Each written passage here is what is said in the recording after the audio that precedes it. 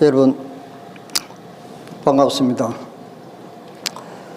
오늘 멀리서 또 이거 비용도 엄청나게 비싼데 여기까지 오신다고 여러분 수고 많이 하겠습니다.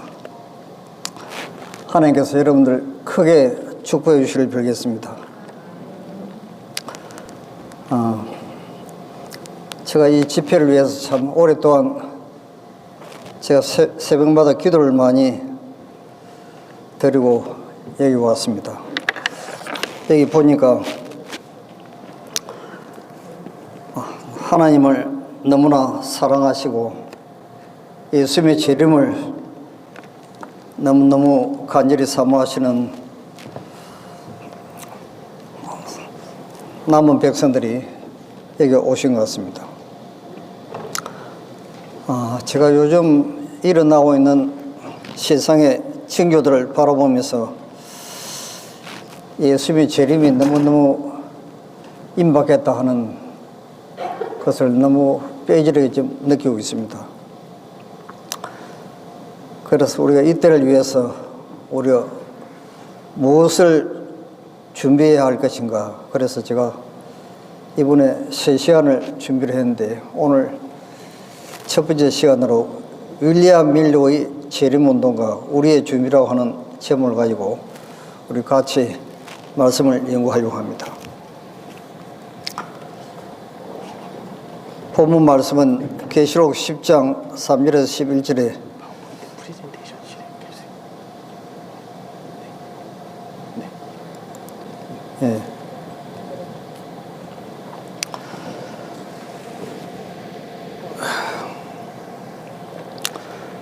자, 여기 이런 말씀이 있습니다. 야영회나 가정예배소 집회, 그 외의 집회들과 영혼을 위하여 개인적으로 노력하는 모든 기회는 하나님께서 이른 비와 늦은 비를 내려주시기 위하여 임명하신 기회들이다. 그랬습니다. 여러분들이 이 집회에 저발로 목마른 사슴이 시냇물을 갈급하듯이 하나님을 사모하여 이곳에 모인 여러분들이 풍성한 이른비 성령이 여러분 심령에 이번에 임하기를 간절히 바랍니다. 이 이른비 성령은 이제 우리 앞에 다가올 이 늦은비 성령을 받기 위한 필수적인 하나의 과정입니다. 우리 선자께서 이런 말씀을 기록했습니다. 최근에 나는 한밤중에 내 앞을 지나간 장면들을 통하여 깊은 감명을 받았다. 어떤 큰 운동, 곧 신앙보험 운동이 여러 곳에서 진행되고 있는 것 같았다. 우리 백성들이 하나님의 부르심에 응하여 그 대열에 가담하고 있었다. 우리는 등을 준비하고 주님께서 오실 것을 기다리는 사람답게 행동하지 않을 것인가. 지금은 등불을 켜고 활동할 때이다. 지금 이 시점이 아마 우리 선지자께서 보신 계시 가운데 나타난 여러 곳에서 전 세계적으로 임박한 재림을 준비하기 위해서 준비된 이 남은 무리들이 지금 그곳에서 이제 집회를 하고 기도회를 하고 성경 연구를 하는 장면들을 계시 가운데 보셨는데 아마 오늘 또 이런 집회가 아닌가 그런 생각을 해봤습니다. 자, 우리가 너무나 잘 아는 요한계시록 10장 9절 10절에 있는 말씀입니다. 내가 천사에게 나아가 작은 책을 달라 한즉 내가 천사의 손에서 작은 책을 갖다 버리니 내 입에는 꿀같이 다나 먹은 후에 내 배에서는 썩게 되더라. 우리가 잘 아는 이 작은 책은 다니엘서 책이지요. 윌리엄 밀러가 다니엘서 8장 14절을 연구하다가 재림 날짜를 정한 사건입니다. 그가 내게 이르되 2300주야까지니 그때 성소가 정결하게 함을 받으리라 하였느니라. 여기 2300주야를 계산을 하다가 결론적으로 1844년 10월 22일 예수님이 재림하신다고 그때 기비를 전했습니다. 그래서 수많은 사람들이 이 기비를 듣고 재림운동에 그때 가담을 했죠. 그런데 그날 예수님은 재림을 하지 않았습니다. 그때 한 5만 명 가까이 이 운동에 가담을 했는데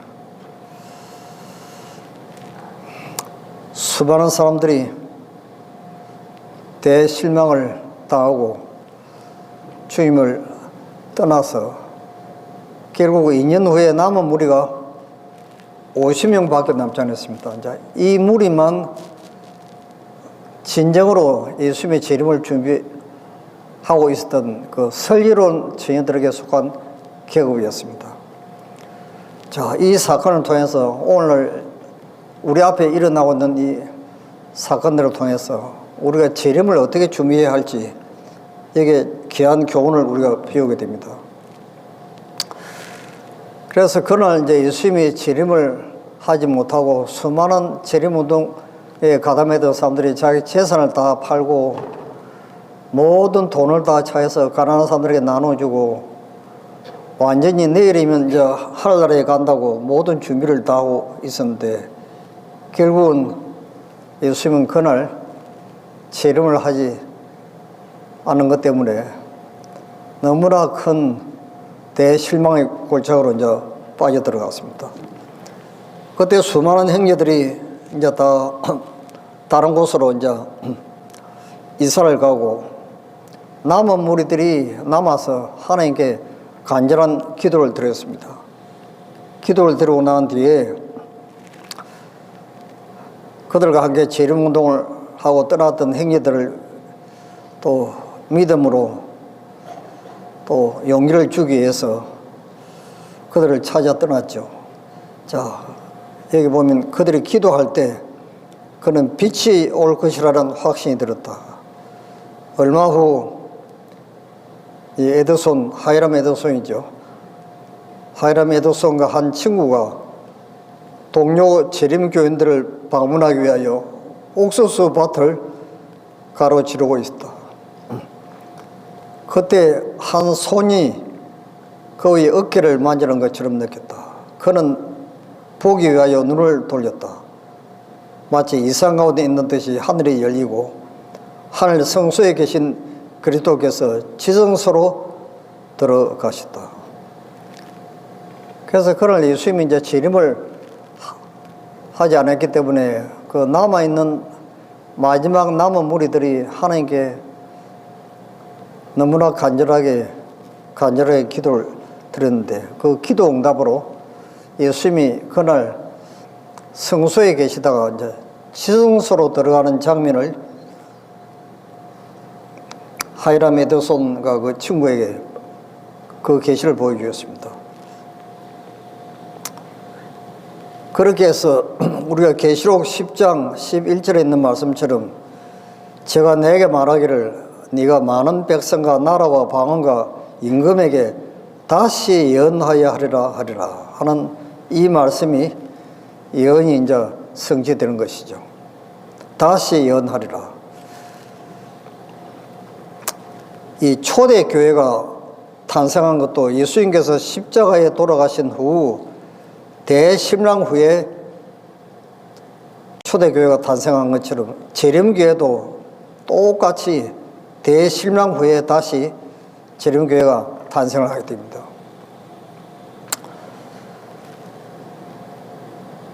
그래서 계시록 12장 17절엔 용이 여자에게 분노하여 돌아가서 그 여자의 남은 자손 곧 하나님의 계명을 지키며 예수의 증거를 가진 자들로 더불어 싸우려고 바다 모래 위에 서더라 하는 우리 제7일 안식 예수의 재림교회가 이 사건을 통해서 이제 탄생을 하게 되죠.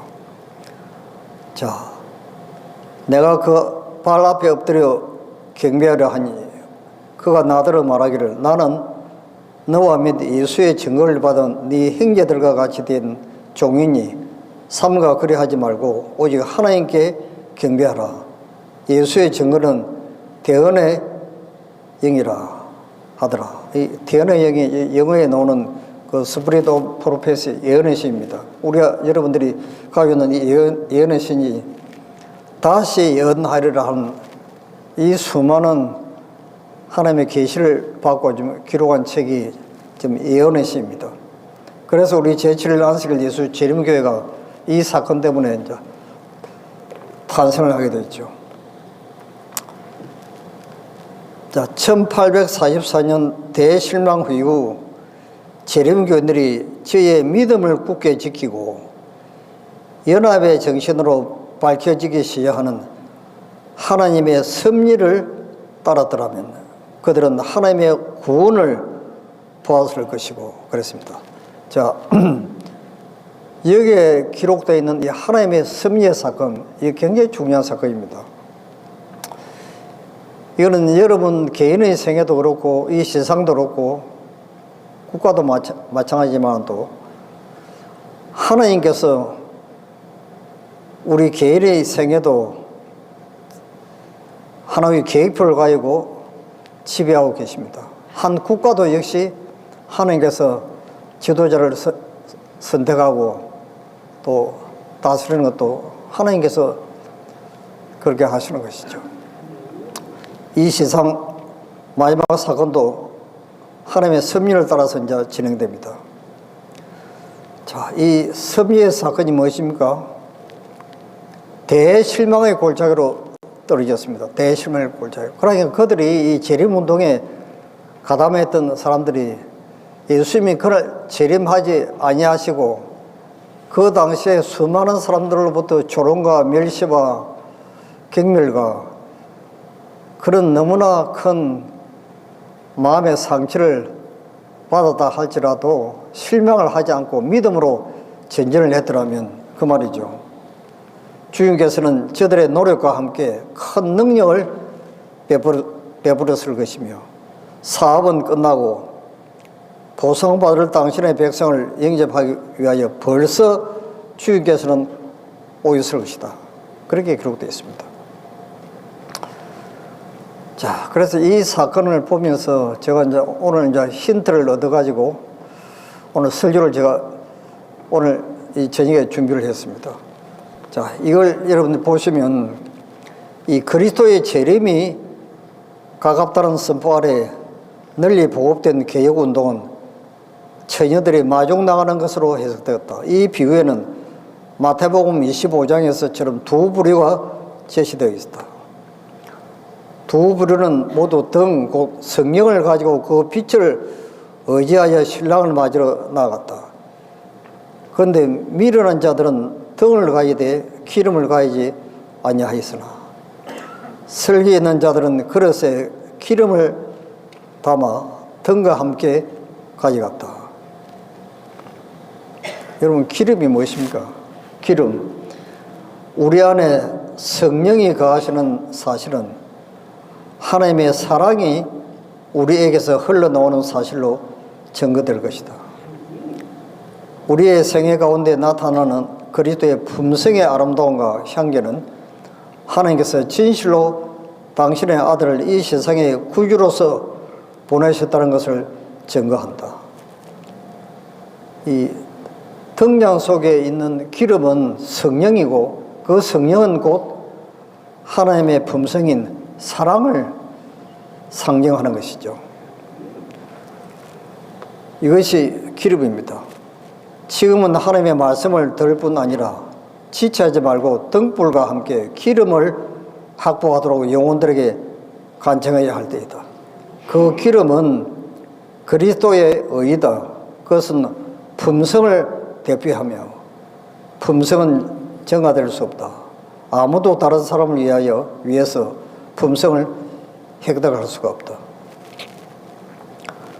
자, 기름은 성령이고 또 그리스도의 우리의 의라 했습니다. 그리스도 우리의 의, 예수 그리스도의 품성이죠. 이 기름이 곧 하나님의 사랑입니다. 오늘 이 사랑이 또 예수님의 품성이 어떤 섭리의 사건을 위해서 우리 속에 재현되는지 오늘 이 설교의 초점은 이제 여기에 있습니다. 자, 그러나 다른 부류의 사람들은 등을 가이되 기름을 가이지 아니하였다 그랬습니다. 그들은 다만 충동에 의하여 움직였다. 진리에 대한 충분한 이해나 마음속에 은혜의 진실한 의사가 없이, 역사가 없이 위태롭게 흔들거리는 감정의 불빛에 만족하였다. 자, 이 말씀을 보시면 지금 예수님의 재림이 너무나 임박한 수많은 징조들이 지금 눈만 뜨면 우리 앞에 지금 전개되고 있습니다. 그래서 재림이 너무나 임박한 징조들이 너무너무 많이 나타나고 있죠. 그래서 사람들이 이제 재림이 임박한 걸 깨닫고 지금 집회에 이제 많은 사람들이 참석을 합니다. 여기도 가보고 저기도 가보고 어디로 가야 구원을 받을지 또 기름을 준비해야 할지 어디로 가야 품성이 변화될지 이런 걸 생각하면서 많은 분들이 이제 집회에 참석을 하는데 이 품성이 어떤 과정을 통해서 등잔에 기름이 채워지고 우리 품성이 예수님처럼 아름답게 사랑으로 충만하게 되는지 그 구속의 과학을 여러분들이 정확하게 아셔야 됩니다. 이걸 알지 못하면 아무리 지금 집회에 참석을 해도요 전혀 변화가 일어나지 않습니다. 지금 많은 분들이 예수님이 재림이 가깝다니까 지금 여기저기서 많은 집회들을 합니다. 또 수많은 설교들이 지금 홍수가 넘치듯이 지금 많은 설교들이 여러분 유튜브에 들어가 보시면 쏟아져 나옵니다. 재림이 가깝다 하는 기별이죠. 그래가지고 지금 이제 설교를 듣기도 하고 집회에 참석도 하고 기도도 하고 하지만은 또 진작 내 등잔에는 기름이 채워지지 않을 수 있죠. 그게 왜 그렇습니까? 그들은 충동으로 이 충동적인 신앙 또 감정적인 신앙 이것 가지고 재림을 준비하는 것이 아닙니다. 지금 그래서 임박한 어떤 재림의 날짜를 정한다거나 이런 것들이 굉장히 위험한 게 바로 이것입니다. 왜냐하면 이런 것들은 충동을 일으킵니다. 또 자극을 줍니다. 감정에 치우치게 만듭니다. 이런 기별들은 우리 품성을 변화시키지 못합니다. 여러분 이걸 잘 보시기 바랍니다. 어째서 주님께서는 당신의 오심을 그토록 지체해 오시는가? 그 이유는 등에 은혜의 기름을 갖고 있다고 구원하는 적은 무리가 세상을 밝혀주는 빛이 되지 못하기 때문이다. 이게 무슨 뜻이죠? 예수님의 사랑의 품성이 나타나지 않았다는 것입니다. 그것은 또한 선교사들이 거의 없기 때문이다. 세상에 빛이 되지 못한 것이죠. 그래서 1844년 윌리엄 밀리의 재림운동에 가담한 사람 중에 만약에 그날 예수님이 재림하셨더라면 지금 5만 명이 그때 참석을 했는데 딱 2년 후에 1846년까지 끝까지 남아있는 사람들이 50명 딱 남았습니다. 50명. 이 무리들이 이제 등잔에 기름을 준비한 무리였습니다. 그날 예수님이 재림하셨다면 구원받아서 하늘에 갈 사람들이 그 당시에 딱 50명밖에 없었다는 것이죠. 나머지는 전부 충동적으로 또 무수해가지고 놀래서 또 감정적인 신앙 때문에 거기에 왔지만은 또 전혀 품성은 변화되지 않은 것이죠. 그래서 50명만 남아서 끝까지 실망하지 않고 하나님의 섭리를 기다리면서 하나님께 기도했습니다. 그 기도 응답으로 이제 하이람 에도손과 그 친구에게 예수님이 그날 성소에 계시다가 지성소로 들어가시는 장면을 이제 계시 가운데 보여주시게 된 것이죠. 우리는 종말의 때에 살고 있다. 신속히 성취되는 때의 징조들은 그리스도의 오심이 가까움을 선포한다. 우리가 사는 시대는 엄숙하고 중대하다. 하나님의 영은 점진적으로 그러면서도 분명하게 지상에서 물러가고 있다. 재앙과 심판이 하나님의 은혜를 멸시하는 자들에게 이미 내리고 있다. 땅과 바다의 재난, 불안한 사유의 상태, 전쟁의 경보 등은 불결한 전조이다. 그것들은 가장 큰 사건들이 다가오고 있을 것을 예보한다. 이게 예수님의 재림의 사건입니다. 자, 그래서 지금 이 예수님의 재림이 너무너무 임박한 사건들을, 징조들을 바라보면서 이제 집회를 참석을 하는데, 자, 여기 이런 말씀이 기록되어 있습니다. 그 기별은, 예수님의 재림이 가깝다고 하는 그 기별, 제가 내일 안실학교 설교 시간에 얼마나 재림이 가까운지 예언을 제가 준비했습니다. 그 기별은 그들의 감정의 역사였으며 그들의 두려움을 자극하였으나 하나님께서 본래 의도하셨던 대로의 사업을 성취시키지는 못했다. 하나님께서는 마음을 읽으신다. 그들이 참된 정인의 근고를 순종하는지를 보심으로 그들을 시험하신다. 그렇습니다. 자, 참된 정인의 근거가 무엇입니까? 요한계시록 3장 18절에 있는 말씀이 있죠. 내가 너를 권하노니 내게서 불로 연다는 금을 사서 부유하게 하고 그랬습니다. 이 불로 연다는 금은 하나님의 사랑, 하나님의 품성을 나타내지요. 앞에 수식어가 붙은 이 불로 연다는 금은 시련, 재난, 엄청난 핍박, 뭐 이런 고통을 상징하기도 합니다. 자, 불로 연달한 금, 이 불로 연달한 금을 불 가운데로 통과해야 이제 불로 연달한 금처럼 우리 품성이 순결하고 거룩하게 이제 변화되는 것이죠. 이것이 이제 우리 앞에 다가오는 국가적인 일월 시험입니다.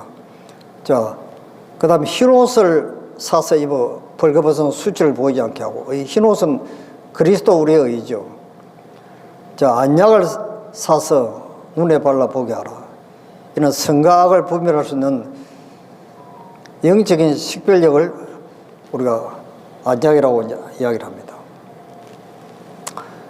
자, 여기 말씀을 보시면 굉장히 중요한 말씀이 기록되어 있습니다. 하나님께서는 당신의 백성들을 시험하실 것이다. 예수님께서는 그들을 오래 참으시고 한순간에 당신의 입에서 토해내지 않으신다. 천사는 하나님께서 당신의 백성들을 저울질하고 계신다고 말했다. 만일 그 기별이 많은 사람들이 생각한 바와 같이 짧은 기간에 끝났을 것 같으면 그들이 품성을 개발시킬 시간을 가질 수 없게 되었을 것이다. 자,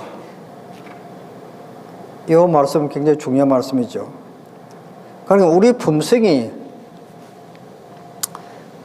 예수님처럼 변화되어가는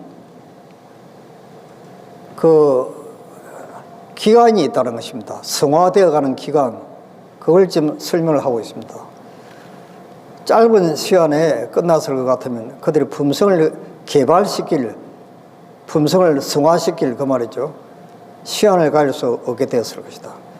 많은 사람들은 원칙과 믿음에 의해서가 아니고 감정에 의해서 움직이고 이 엄숙하고 무서운 기별이 그들을 각성시켰다. 그것은 그들의 감정에 역사하고 공포를 일으켰다.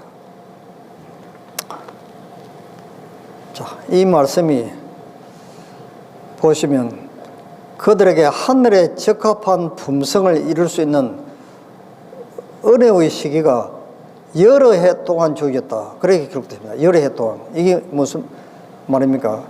이 우리 품성이 이 성화되어가는 그 과정이 여러 해 동안 걸린다는 것이죠. 그래서 그날 재림운동에 가담했던 사람들이 2년 후에 하늘에 갔을 것이다 하는 말씀이 2년이라는, 최소한도로 2년이라는 시간이 걸릴 것이다, 그 말씀이죠.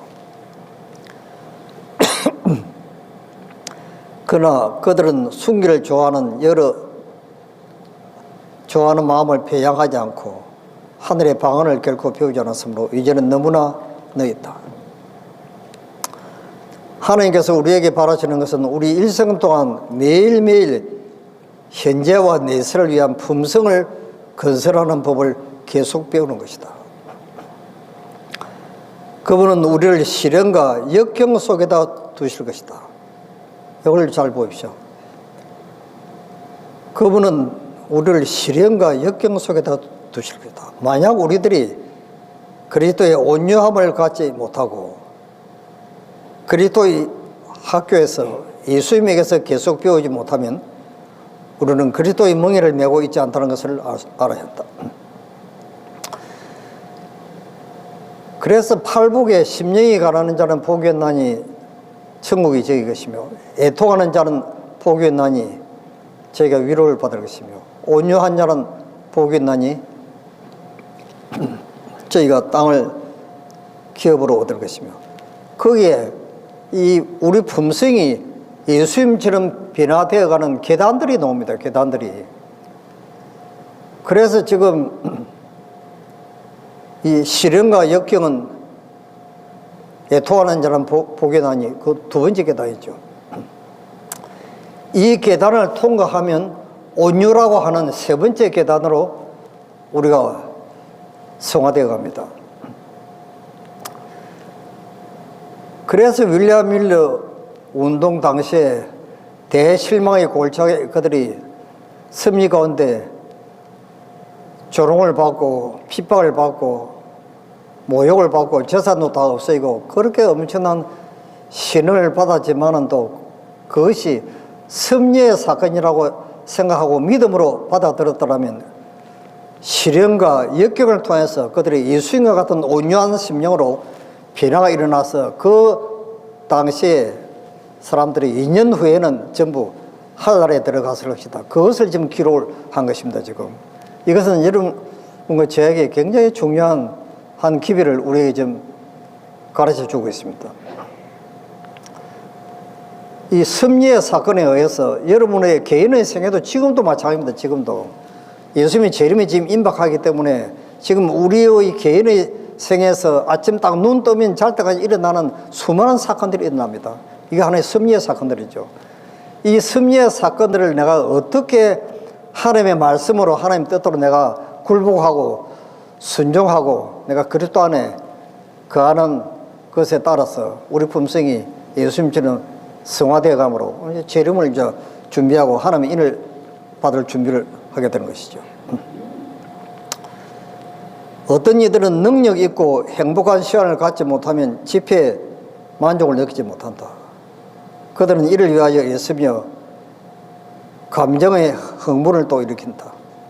그러나 그러한 집회의 영향은 유익하지 않다.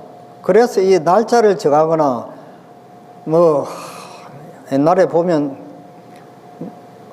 뭐 1월 시험령이 뭐 매년 며칠 매달 며칠에 내리다고 디데이를 정하고 그렇게 한 분을 제가 기억하고 있습니다. 제가 주문일에 살 때. 근데 그때 그 1월 시험은 내리지 않았습니다. 대심의 골짜기로 떨어져 나왔죠.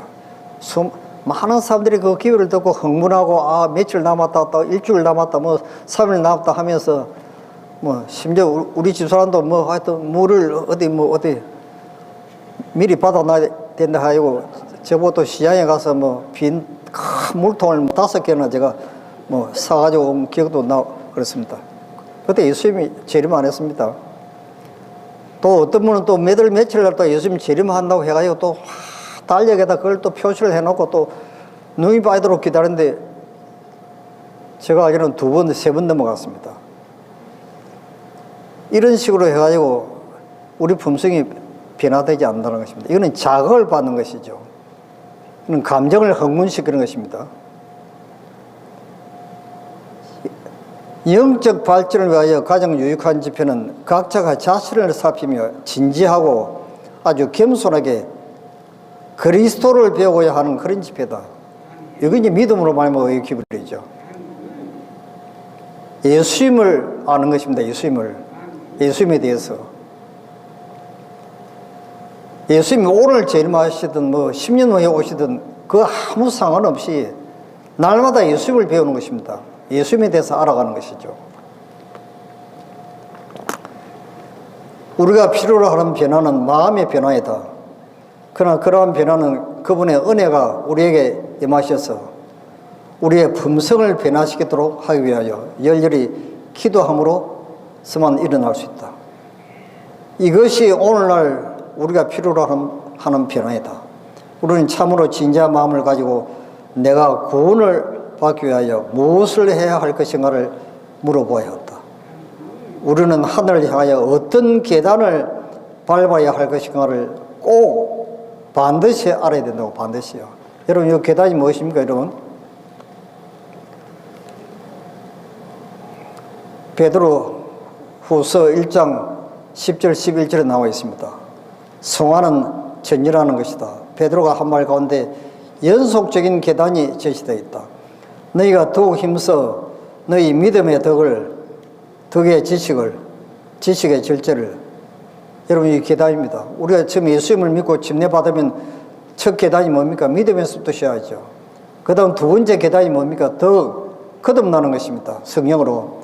세 번째 계단 지식이 뭡니까? 하나님을 경험적으로 체험적으로 아는 것이죠. 그 다음 절제가 뭡니까?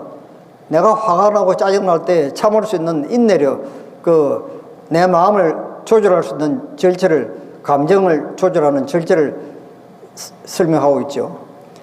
이 절제 다음에 우리가 시련과 고난을 당할 때, 조롱을 받을 때, 핍박을 받을 때 인내하는 것입니다. 그때 경건이라 하는 예수 그리스도의 품성이 나타나는데, 이 경건이 바로 온유라고 하는 팔복에 나오는 온유한 품성하고 똑같은 계단입니다.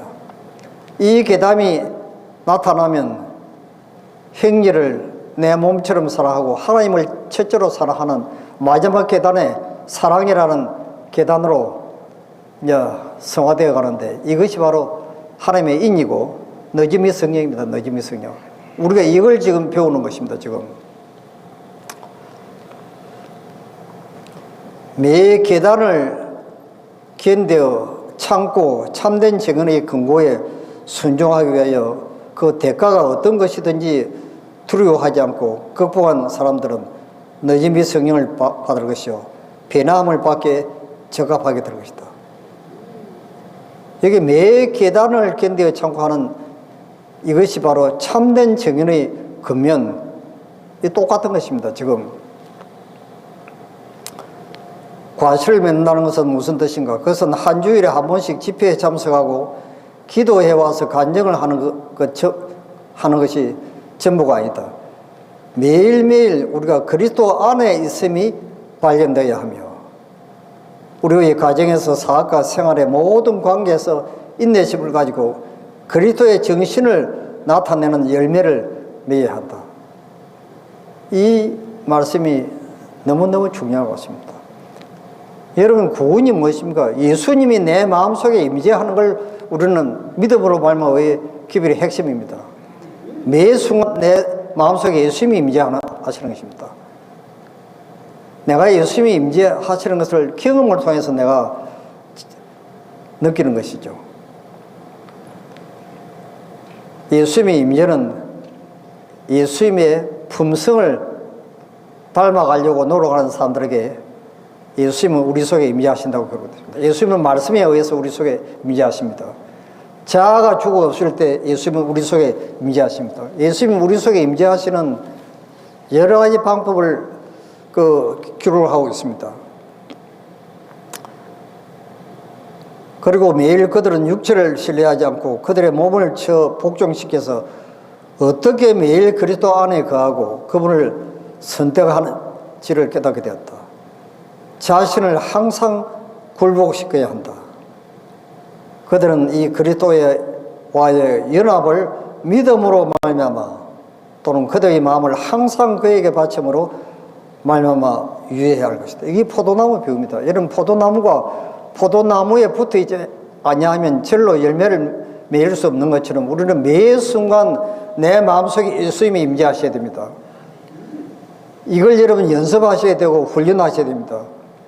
내가 말을 할 때, 생각을 할 때, 내가 무슨 일을 할 때 예수님이 내 옆에 내 마음속에 임재하시는 것을 기억하셔야 됩니다. 이런 현상이 일어나지 않으면 예수님과 같은 품성이 나타나지 않도록 되어 있습니다. 이게 구속의 과학입니다. 구속의 과학. 포도나무가 포도나무에 붙어 있어야 됩니다. 붙어 있다 말은 여기에 있는 말씀처럼 매 순간 항상 우리의 의지를 하나님의 뜻에 굴복시키는 것이죠.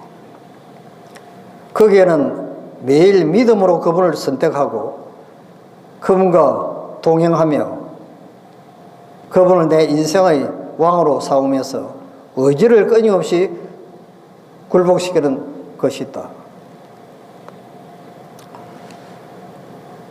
오로지 빛대로 살아가고 있는 자만이 더 큰 빛을 받게 될 것이다. 자, 여기 빛대로 살아가는 이 빛이 무엇입니까? 우리가 매일같이 살아있는 그리스도인의 미덕을 보이지 않는 한, 그리스도인의 미덕, 예수 그리스도의 품성이죠. 우리는 늦은 비 성령의 역사를 인식하지 못할 것이다. 우리 주위에 있는 모든 사람들에게 늦은 비가 내린다 해도 우리들이 늦은 비를 받지도 인식하지도 못할 것이다.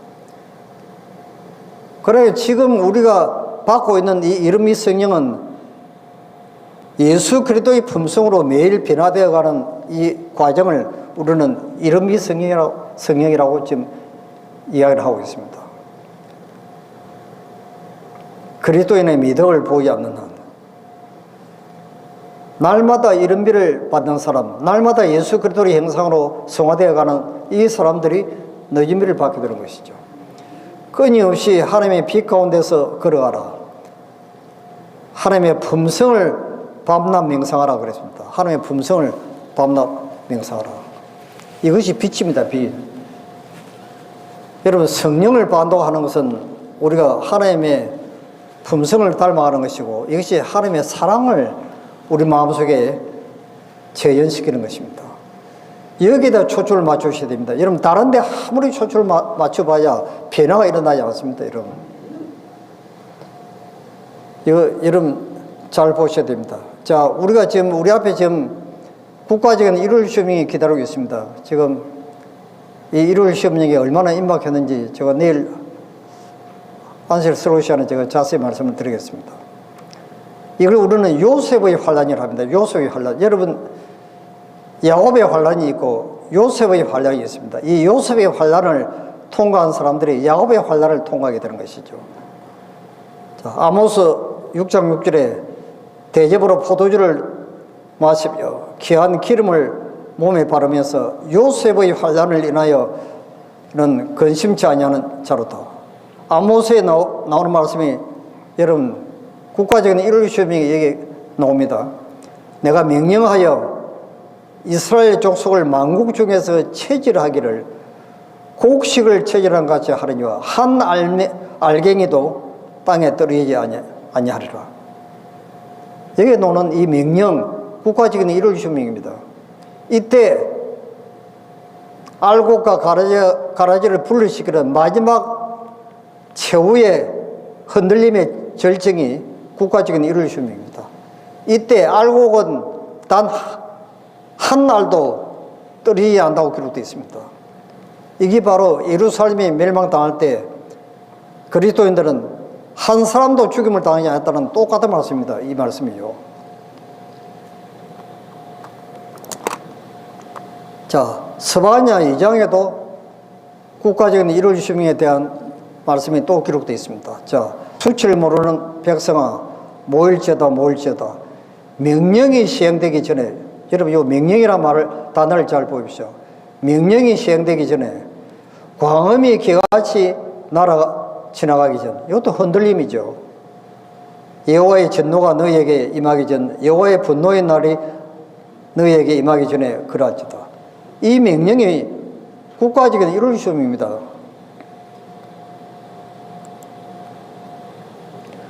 자, 바로 앞에 있는 커다란 명령, 똑같은 명령이 나오죠.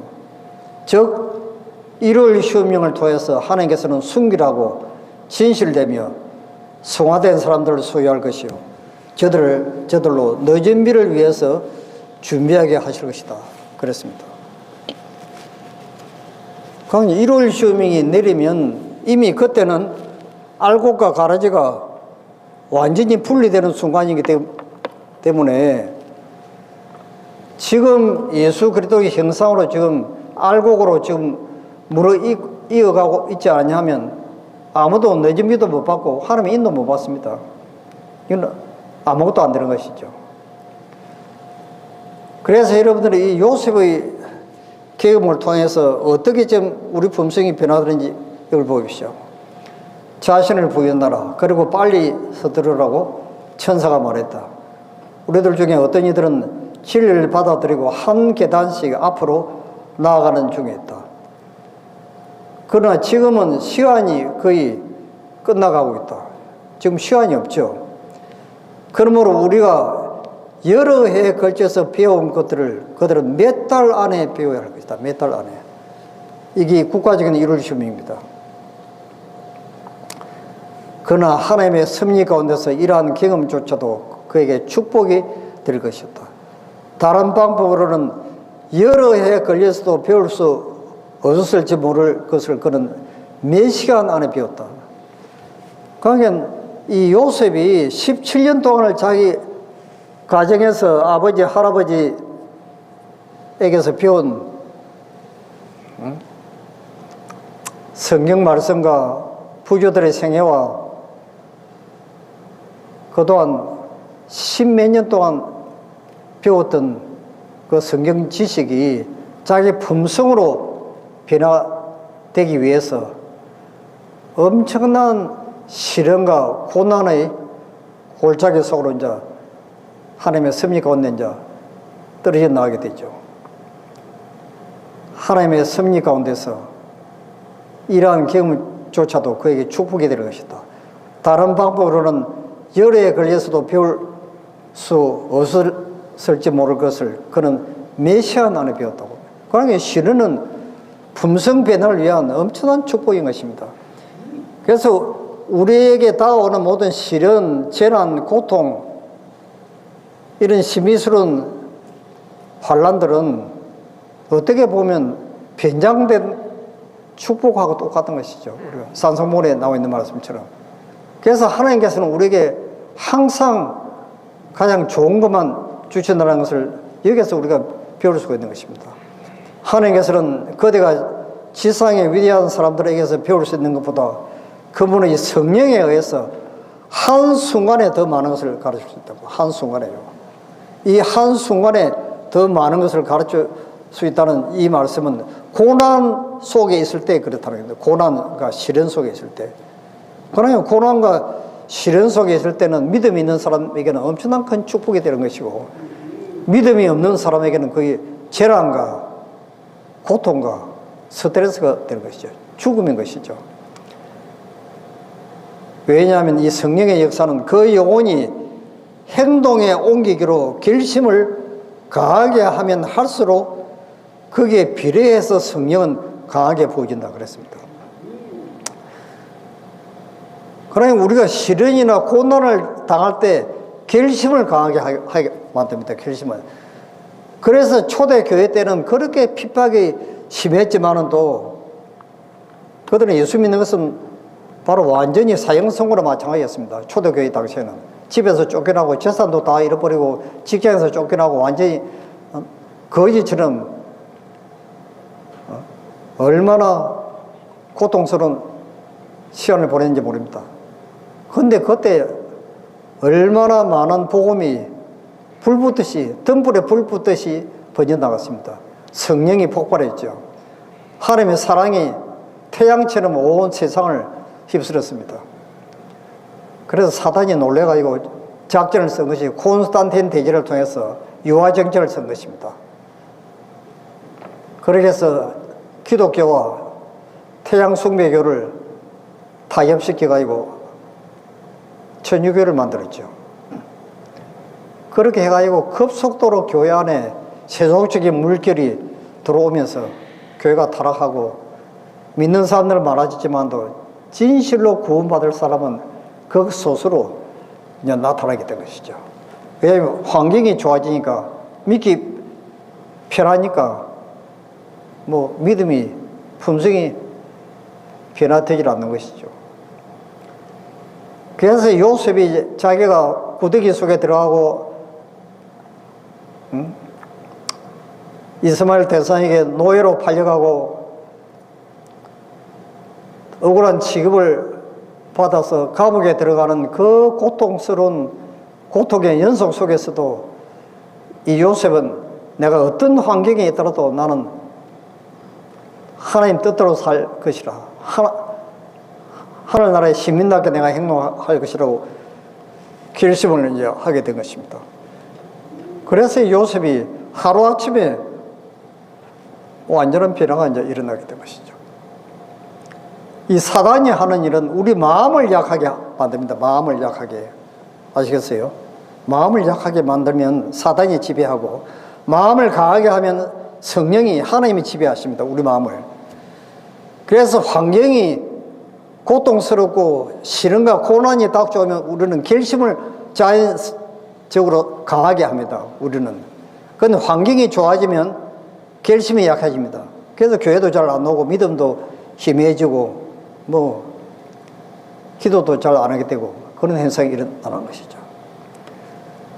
그래서 여호수아서에 보면 하나님께서 여호수아에게 너는 마음을 강하게 하라, 담대히 하라, 또 마음을 강하게 하라, 극히 담대히 하라, 계속 마음을 강하게 하라고, 결심을 강하게 하라고 강조하는 것입니다.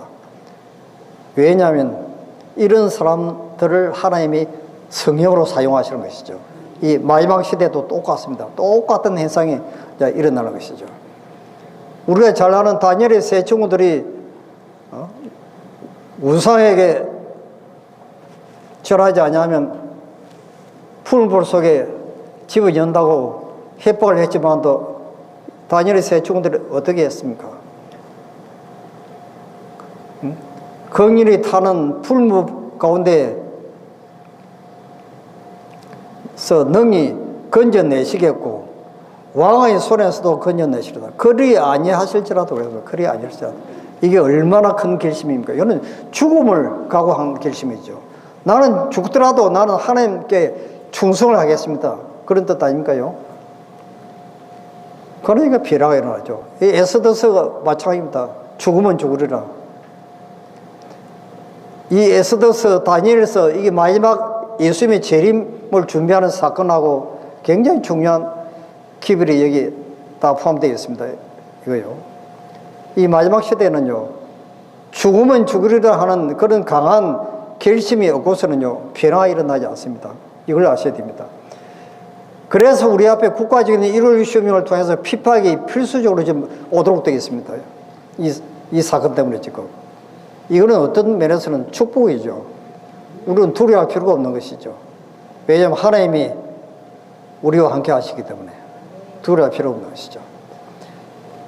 그래서 다니엘서 11장 32절에 오직 자기의 하나님을 아는 백성은 강하여 용맹하여 용맹을 발하리라. 강하여 용맹을 발하리라. 이 하루의 경험이 요셉의 생애의 전환점이 되었다. 그 무슨 재난이 그를 엉성부리는 아이에서 살아있고 용감하고 자절하게 있는 어른으로 변화시켰다. 우리가 시편 115편 17절 19절에 나와 있습니다. 요셉이 종으로 팔려도다. 그 발이 착고에 상하며 그 몸이 쇠사슬에 매였으니 곧 여호와의 말씀이 응할 때까지라. 그 말씀이 저를 연단하였도다.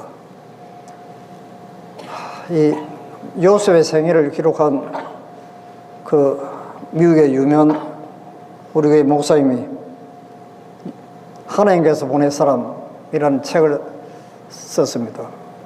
그 가운데 보면 그 사건이 기록되어 있습니다. 만약에 요셉이 이스마엘 대상에게 노예로 팔려가지 않고 밤 1시나 2시쯤 마음씨 좋은 어떤 아저씨가 나타나가지고 요셉을 팔려가는 대상에게서 빼앗아가지고 몰래 집으로, 자기 아버지의 집으로 돌아가게 하셨더라면 요셉의 인생이 어떻게 되었을 것인가 하는 것입니다. 요셉은 죽을 때까지 양천의 목자로 살다가 끝나는 것입니다. 아시겠습니까? 그런데 그래서 하나님의 섭리의 사건에 손을 대지 말라 하는 제목이 나옵니다. 이게요. 하나님의 섭리의 사건에 손대지 말라. 그러면 어떤 시련이나 고난이 올 때 그 하나의 섭리의 사건인데 그런 거 무서워하지 말라는 것입니다. 그 말이죠. 용감하게 믿음으로 이제 그걸 싸우는 것이죠.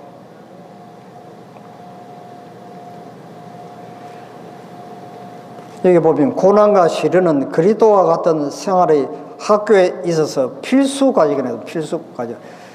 그래서 불로 연단한 금이란 말이 나옵니다. 불로 연단한 말이 이 말입니다. 지금 예수님처럼 우리가 변화되기 위해서 우리 앞에 하나님의 인을 받고 늦은 미를 받기 위해서는 고난이 필수적으로 닥쳐와야 되는데 이것을 두려워하거나 무서워하지 말라는 것입니다. 섭리 가운데. 그리고 우리 앞에 지금 국가적인 일월 쇼밍이 닥쳐와도 이거 두려워할 필요가 없죠. 요즘 우리나라 정세가 불안하고 그러니까 이민 가는 사람들이 여기저기서 많이 나오고 불안해서 못 살겠다 하고 공산주의가 되면 어떻게 하자 하고 겁을 내서 어디로 도망을 가야 되겠다고 이제 그런 전화도 제가 받고 이러는데 그렇게 할 필요가 없습니다, 여러분. 내 개인의 생애나 우리 국가의 모든 운명은 하나님께서 통치하시고 지배하십니다. 제 이름을 위해서. 그러니까 필요가 없는 것이죠. 저는 앞날에 대해서 저는 전혀 두려워하지 않습니다. 날마다 내 생애를 하는 게 헌신하고 하나님 뜻대로 살기로 결심하고 굴복하면 장래 문제에 대해서는 아무 염려할 필요가 없는 것입니다. 에레미야 3장 43절에 주께서 인생으로 고성하며 근심하게 하심이 본심이 아니시로다. 에레미야 29장 11절에도 나 여호와가 말하노라. 너희를 향한 나의 생각은 내가 아나니 재앙이 아니라 곧 평안이요 너희 장래에 소망을 주려 하는 생각이라. 품성이 지닌 순금과 같은 사랑과 믿음을 나타내기 위하여는 시험의 시기가 필요하다. 교회의 환난과 공고가 임하게 되면 그리스도를 진실로 따르는 자들의 꿋꿋한 열성과 따뜻한 애정은 개발된다고 나와 있습니다.